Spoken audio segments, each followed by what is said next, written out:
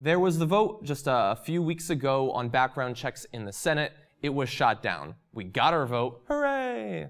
But it was shot down. And now cycles of polls have gone through over the last few weeks, and we've been trying to find out, both the people who voted for the background checks and those who voted against it, what's going to happen to them.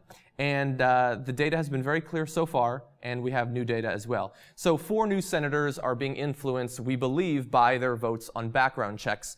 2 in Louisiana, 2 in North Carolina, and it could not line up better. I love these results because it so clearly shows what happens when senators vote with their desired campaign donations rather than the will of the people. So we've got, let's do Louisiana first. Senator David Vitter voted against the background checks. Mary Landrieu voted for the background checks. Now, I have problems with her all the time, but she was right in this case. So in Louisiana, do people support the background checks? Yeah, they do, actually. So 72% of voters say they favor background checks to only 20% who are opposed in Louisiana. Now, regardless of whether you look at Democrats, Independents, or Republicans, those numbers hold out. At least a 2-to-1 margin, even for Republicans in the Deep South. It couldn't really be any clearer than that. But despite that, David Vitter voted against it. Should be noted, he has an A rating by the NRA. Mary Landrieu's is a C. Can't imagine it's going to go up in the near future, at least based on this. Now, she has seen a 6-point improvement in polls. I don't know the specific numbers handy for David Vitter, but he is going down. And when you break it down into the demographics, he saw a very small rise in his support among Republicans, but he dropped in both Democrats and Independents. More than 50% of Independents say they are less likely to vote for David Vitter now in the future, specifically because of his vote on background checks. Mary Landrieu losing a very small amount of support among Republicans, but gaining both in Democrats and Independents. So that's very clear. Let's find out. We look at North Carolina. Will the same pattern hold true? Here we have Senator Richard Burr and Kay Hagan.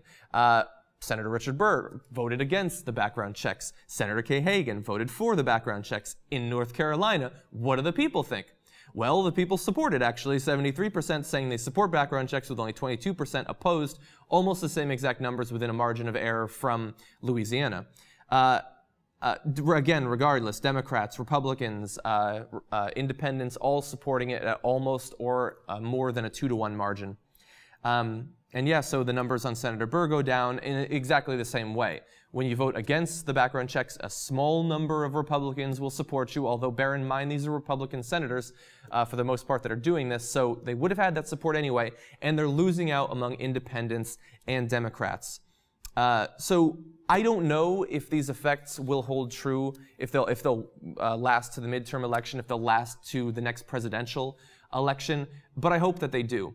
I don't want it to take another Sandy Hook, another mass shooting, for the politicians to finally get it through their heads that the mediocre amount of money that they are getting from the NRA is not worth it. Because I don't think that they're primarily driven by the campaign donations by the NRA. I think that it's fear of the ads, it's fear of challengers. This is a common sense bill. It is extremely weak sauce. We should have done much more, not 5 months after Sandy Hook or 4 months or whatever it is. We should have done it a week, 2 after. Hell, we should have done it 10 years ago. I don't know what it's going to take for us to get over our obsession with guns in this country. Unfortunately, it doesn't look like we're even moving in that direction. But I have hope, and I have to say it's somewhat disheartening, the level of support that the average person has for guns. Just people that I know, friends that are otherwise fairly liberal, just go crazy when you talk about any restrictions on guns, as if to limit the number of bullets in a clip or the particular models of guns that you can buy is to say you can't have any guns. I got news for you. If the most hardcore, most liberal, most progressive gun bill had passed the day after Sandy Hook, you would still be able to go hunting. You'd still be able to shoot an intruder with a pistol or a shotgun. Very little would have actually changed. And so it's unfortunate that we weren't able to get any actual work done on the federal level. Now, much more was done in individual states, so that's positive. But right now, at the very least, we can look at these polls and say maybe there will be a price to pay for these senators who voted against background checks the next time they go up for election.